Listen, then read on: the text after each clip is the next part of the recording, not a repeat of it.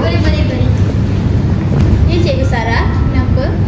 Saya perasan ada seorang murid daripada sekolah kita, namanya Amis, sering tak datang ke sekolah.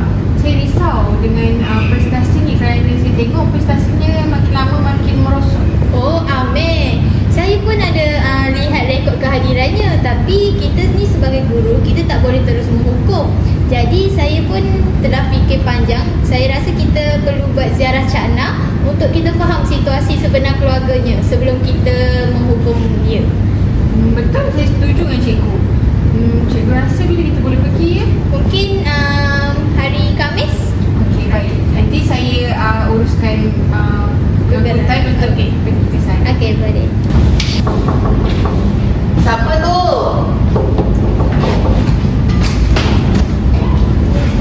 Cikgu, masuk.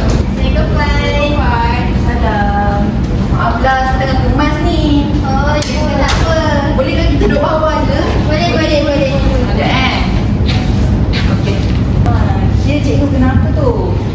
Sebenarnya kami datang ni ada hajat sedikit puan. Kami dapat maklumat bahawa anak puan Amir beberapa hari dalam minggu ni dia sering tak hadir ke sekolah. Jadi kami risau sebab kita tengok prestasinya makin lama makin merosot. Ni datang ni bukan untuk menyalahkan siapa pun, tapi kami hanya hadir sebagai untuk bertanya khabar dan apa situasi sebenar dan kenapa Amir ni tidak datang ke sekolah. Sebenarnya macam ni cikgu. Mula saya minta maaf lah sebab anak saya tak datang sekolah semua. Ni sejak ayah dia sakit masuk hospital, jadi saya kena jual depan rumah tu meniaga. Lepas tu dia tolonglah saya meniaga, jaga adik-adik dia. Jadi sebab itulah dia susah nak hadir sekolah cikgu. Saya minta maaf sangat-sangat. Puan, kami faham bukan semua ini datang daripada keluarga yang senang. Tak apalah, kalau macam tu kami akan balik dan uruskan bantuan yang boleh kami sumbangkan dekat pihak puan sekeluarga. Terima kasihlah cikgu sebab ambil berat tentang Amir. Cikgu nak jumpa Amir ke? Kalau tak keberatan boleh juga puan. Amir rasanya tengah jaga adik. Saya panggil Amir cikgu.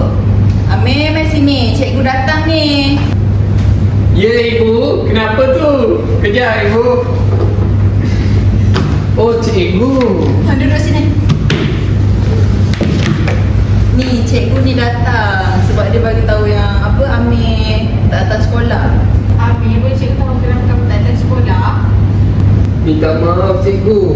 Sebenarnya saya nak datang sekolah, tapi saya takut tinggalkan mak soal diri. Saya nak belajar sebenarnya. Cikgu faham Amir, tapi pendidikan tu penting. Kamu tak boleh kalau kamu tak datang ke sekolah, nanti kamu banyak tertinggal. Kamu pun seorang anak yang bertanggung jawab, Amir. Cikgu bangga dengan kamu. Oleh itu, cikgu dan pihak sekolah akan cuba untuk bantu kamu dan keluarga supaya kalian tidak terbeban. Amir jangan risau ya, nanti cikgu akan uruskan. Terima kasih cikgu. Yang penting Amir datang ke sekolah.